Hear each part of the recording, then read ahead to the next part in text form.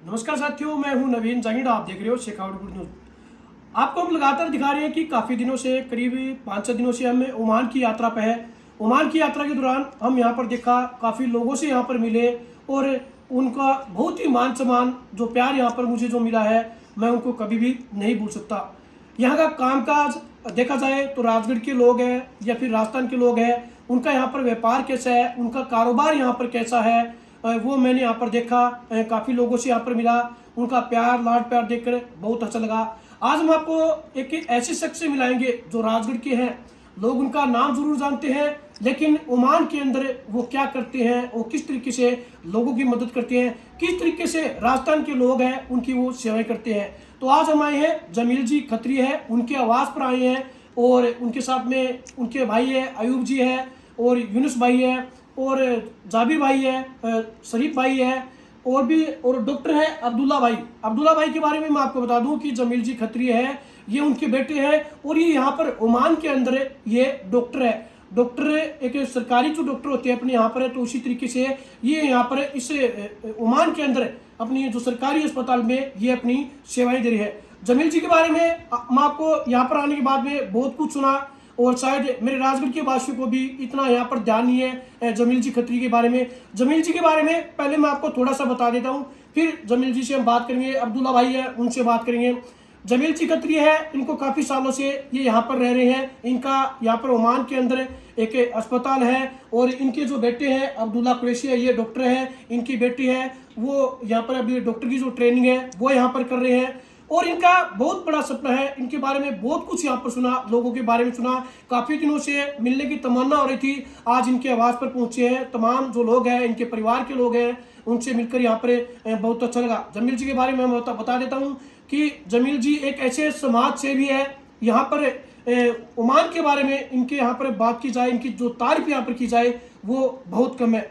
Corona काल में जिस समय एक जो पूरा संसार है, जो वर्ल्ड है, एक यहाँ पर समस्या में यहाँ पर जूझ रहा था और उसको लेकर यहाँ पर देखा जाए तो राजस्थान के लोग यहाँ पर काफ़ी लोग यहाँ पर लाखों की संख्या में यहाँ पर लोग रहते हैं राजस्थान के। उनको यहाँ पर किस तरीके से उन्होंने मदद करी। कोरोना काल में बहुत से लोगों की जान भी चली गई। बहुत कुछ सुना है, बहुत कुछ यहाँ पर देखा भी है। कुछ लोग कोरोना काल में डेथ हो गई थी, जिनके कुछ लोग यहाँ पर उनके छोड़कर यहाँ पर चले गए थे। कभी यहाँ पर एक खास बात मैंने सबसे बड़ी यहाँ पर देखी है कि यहाँ पर जात पात, हिंदू मुस्लिम, इस तरीके से कोई भी किसी भी प्रकार की यहाँ पर भावना बिल्कुल भी नहीं है। यहाँ पर सिर्फ आदमी को जो देखा जाता है एक इंसान माना जाता है। और यहाँ पर जो राजस्थान से जो लोग आते हैं और जमील जी खत्री को यहाँ पर पता चलता है कि हमारे राजस्थान का है या फिर चूरू का है या राजगढ़ का है, उनके मान सम्मान, उनके सम्मान में ये कोई कमी नहीं छोड़ देते हैं। जमील जी से बात करेंगे और भी उनके बारे में बताएंगे। जमील जी, कितने सालों से आप यहाँ पर ओमान में रह रहे हो? सर मैं यहाँ पर 85 से रह रहा हूँ, तकरीबन 38 साल हो गया। 38 साल 38 सालों से यहाँ पे 38 40 साल ही हो गए। 85 से 25 40 साल हो गया। 40 साल से मैं यहाँ ओमान में रह रहा हूँ। सबसे पहले बात की जाए ओमान में, सबसे पहले आप यहाँ पर आए तो किस तरीके से अपना जो कारोबार है ये यहाँ पर स्टार्ट किया?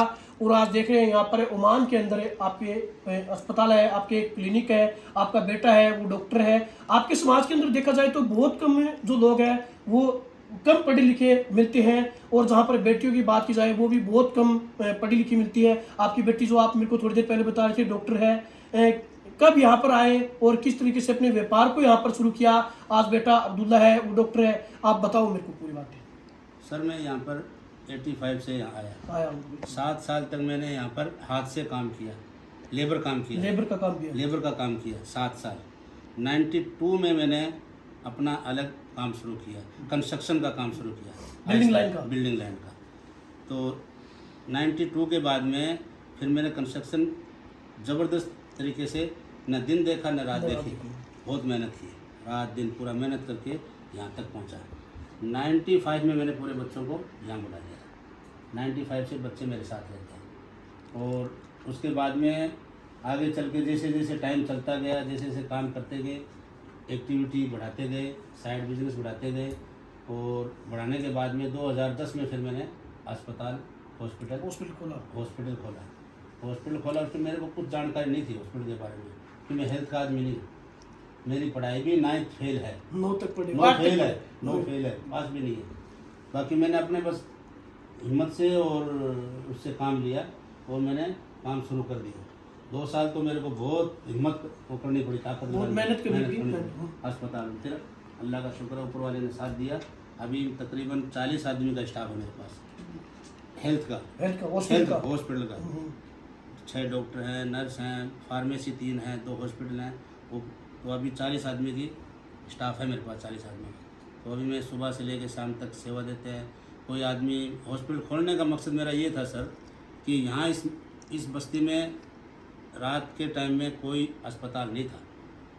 कोई बीमार हो जाता, हमारे राजस्थान के समझो, हमारे खारजी आदमी समझो परेशान थे। तो मेरे दिमाग में एक ही बात आई कि इनकी परेशानी कैसे दूर हो जाए।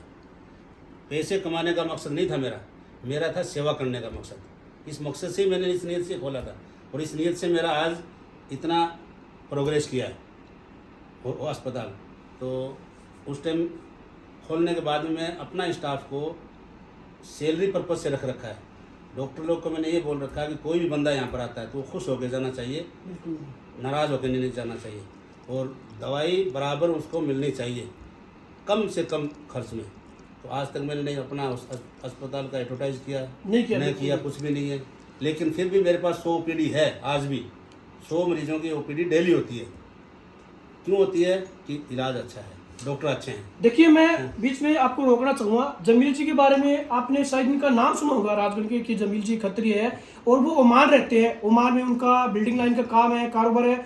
हमने कभी ये नहीं सुना कि जमील जी का वहाँ पर ओमान के अंदर अस्पताल है। और सबसे बड़ी जो बात उन्होंने बताई कि मेरा मकसद पैसा कमाना नहीं है, एक समाज सेवा यहाँ पर करनी है। मैं जहाँ पर जो ओमान का जो एरिया है, मोबिना एरिया है, यहाँ पर सबसे ज़्यादा यहाँ पर राजस्थानी लोग रहते हैं। और यहाँ पर राजस्थान के लोगों को यहाँ पर देखकर उन्होंने सोचा कि लेबर वगैरह वो यहाँ पर ज़्यादा रहते हैं अपने राजस्थान के।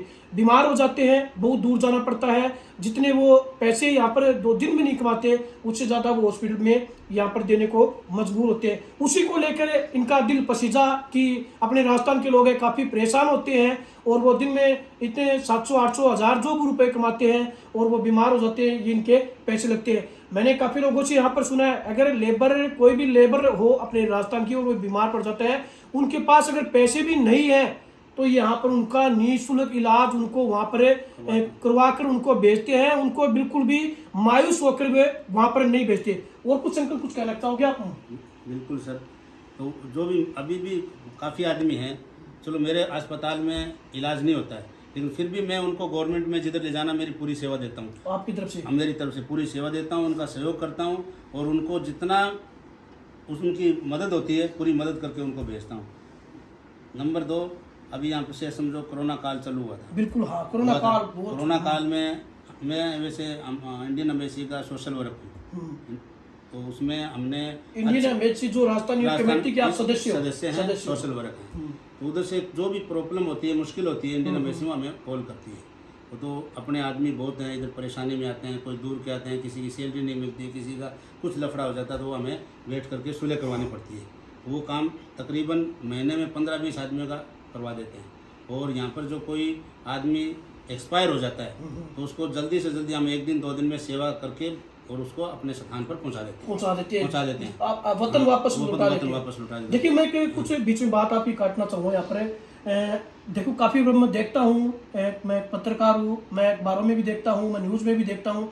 कई बार विदेश के अंदर डेथ हो जाती है, मौत हो जाती है अन्य जगह पर, जहाँ पर बात की जाए, मैं ओमान की बात नहीं करता, 1-1 महीने 2-2 महीने तक बॉडियां नहीं आती है।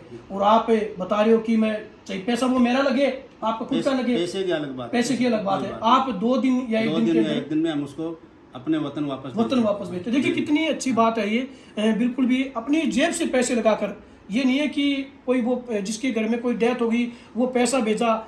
जितनी भी मदद होती है उनसे मदद करते हैं। कोई आदमी मेरे को फोन कर देता है कि ये हो गया, तो मैं अपना काम छोड़ करके मैं उसकी मदद पहले समझता हूँ। चलो, कोरोना काल में और उसके बाद में भी अभी जो जैसे आदमी को इधर से कोई गिर गया, टूट गया, हाथ पैर टूट गया, उसको एयरलाइन नहीं लेती है तो उसके लिए हमें लेटर बना के देना पड़ता है। तो कोई भी आदमी मेरे को बोलता है, मैं उसको अपना लेटर बना के अस्पताल का उसको फ्री उसको भेजता हूँ। यानी जो जिस तरह की जो मदद होती है मैं अपनी तरफ से करता हूँ। और ये जो सेवा मैंने 2010 में शुरू की थी, तो उस टाइम मेरा यह अस्पताल छोटा सा था, एक डॉक्टर था खाली, एक स्टाफ था, 2। लेकिन अभी 15 साल में ऊपर वाले की दुआ से और आप सब भाइयों की और दोस्तों की दुआ से अभी 40 आदमी का स्टाफ है, 2 अस्पताल चल रहे हैं, 3 फार्मेसी चल रहे हैं। और अभी नज़दीक में नियर में अभी मैं राजगढ़ से हूँ, और राजगढ़ में मैं अभी एक छोटा अस्पताल अपने मोहल्ले की सेवा के लिए जल्दी उसको चालू करने वाला हूँ। देखिए, कुछ देर पहले हम बैठे थे, सभी लोग बैठे थे। मैं कैमरामैन से कहूँगा इधर भी आप दिखाने का प्रयास कीजिए। ये अपने सभी राजगढ़ के हैं, अयूब जी है और यूनुस भाई है, जाबिर कुरैशी है और ये इनके बच्चे हैं, और ये सभी लोग ये राजगढ़ के हैं। और तो कुछ देर पहले यहाँ पर बातें चल रही थी, हम लोग यहाँ पर खाना खा रहे थे, तो अंकल मेरे को बता रहे थे कि नवीन राजगढ़ के अंदर मोहल्ला नडियान के अंदर मेरी जो बिल्डिंग है वो वहाँ पर कंप्लीट हो गई है, वहाँ पर मैं एक अच्छा हॉस्पिटल खोलना चाहता हूँ।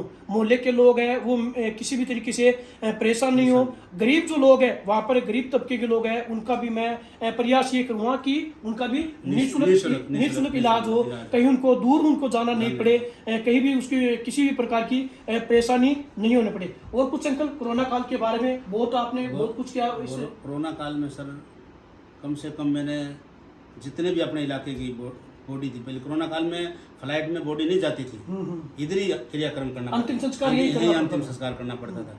उसमें यहाँ पर जात पात नहीं है, यहाँ पर सब इंसान है। सबको मैंने अपने हाथों से क्रियाक्रम किया है। मैंने अपने हाथों से, जो आदमी को डर लगता था उस टाइम में कि हाथ लगा देंगे तो इसमें कोरोना आ जाएगा, लेकिन ये कुछ सब झूठ बात थी। देखिए, कोई कोरोना नहीं था। मैं एक बार आपकी यहाँ पर रुकना चाहूँगा। आपको मैं बता रहा हूँ कि कोरोना काल के अंदर देखा जाए तो पूरे संसार के अंदर, विश्व के अंदर अहंकार जो मचा हुआ था, लोगों की डेथ हो रही थी, कुछ एक दूसरे को जो घटना होती थी, डेथ होती थी, घबराहट होकर वो उनकी भी जान चली जाती थी।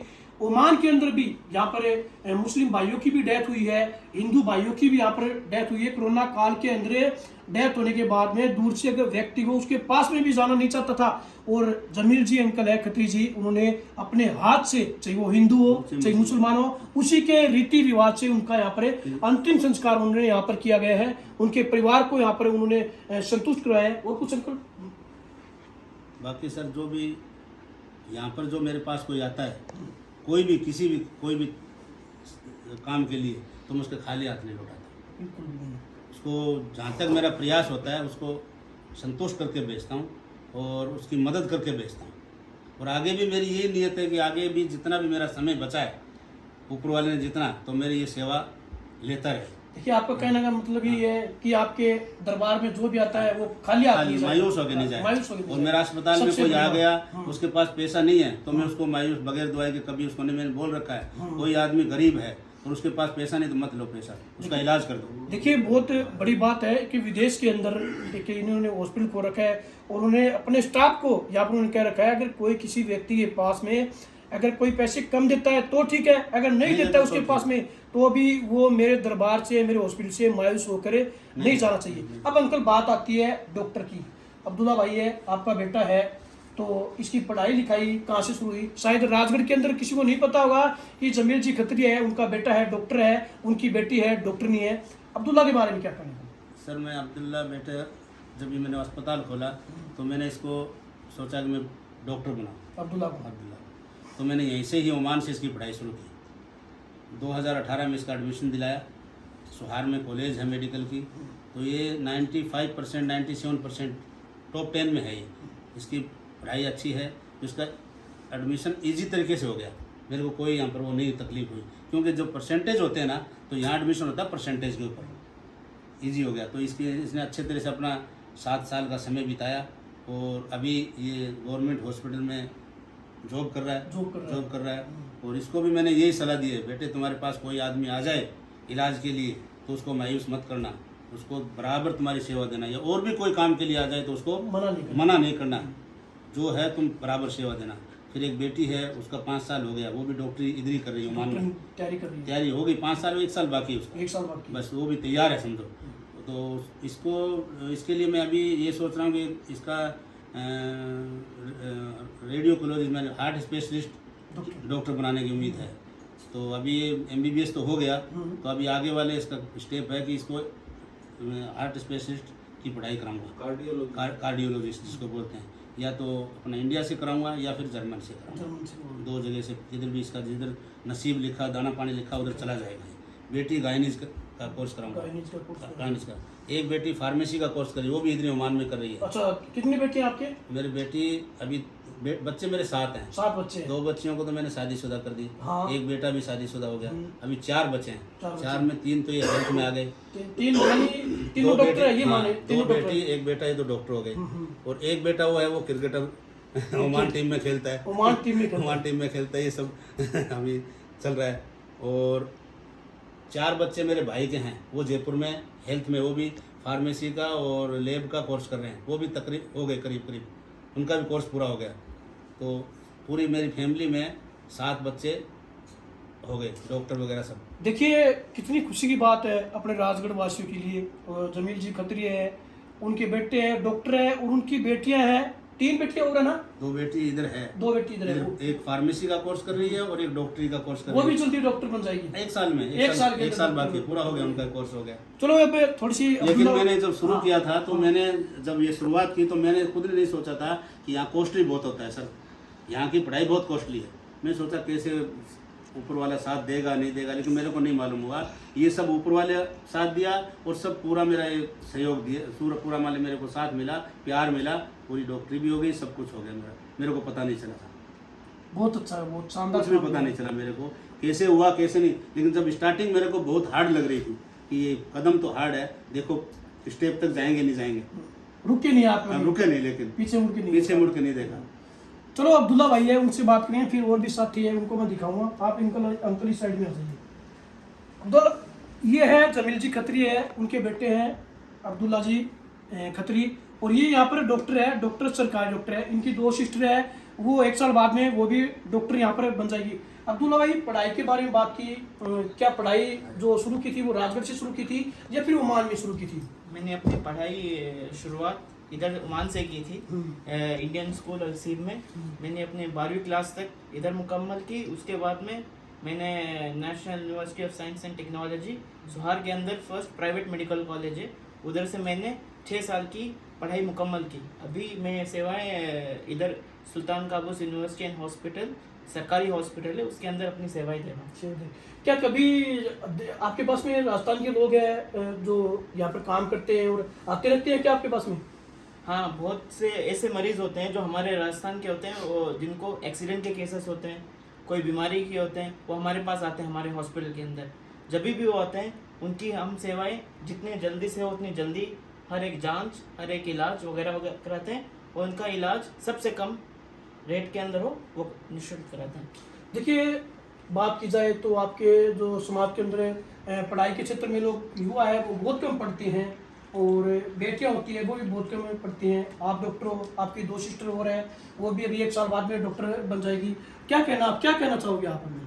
मेरा बस यही कहना है आजकल के यूथ को कि आप जितना पढ़ोगे वो आपके लिए बेहतर है, क्योंकि आगे का पूरा जीवन आपको जीना है।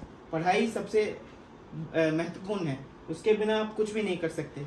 और जितना भी आप पढ़ोगे वो आपके लिए, आपको ज़्यादा फ्यूचर एस्पेक्ट के लिए सबसे बेहतर रहेगा। आप आगे बुलंदियाँ हासिल कर सकेंगे, कोई भी फील्ड के अंदर जा सकेंगे, अपने आप का नाम, अपने परिवार का और अपने खुद का नाम ऊंचा करेंगे। देखिए, आप इस मुकाम तक पहुंचे हो, एक सरकारी डॉक्टर हो, पापा है यहाँ पर हॉस्पिटल भी खो रखा है, अभी पापा से मैंने भी हम बात की है, तो आप इसका श्रेय किसे देना चाहते हैं? मैं इसका श्रेय अपने पापा और मम्मी को देना चाहता हूँ, कि उनकी मेहनत थी कि मुझे इतने लंबे टाइम तक पढ़ाया, हर तरह की मदद की, mental health, physical health, financial health, इतने सालों तक मदद की। मैं उनका श्रेय उन दोनों को देना। शादी हो गई आपकी? नहीं, शादी नहीं। क्या विचार है, राजगढ़ करवाओगे या फिर ओमान में ही कोई?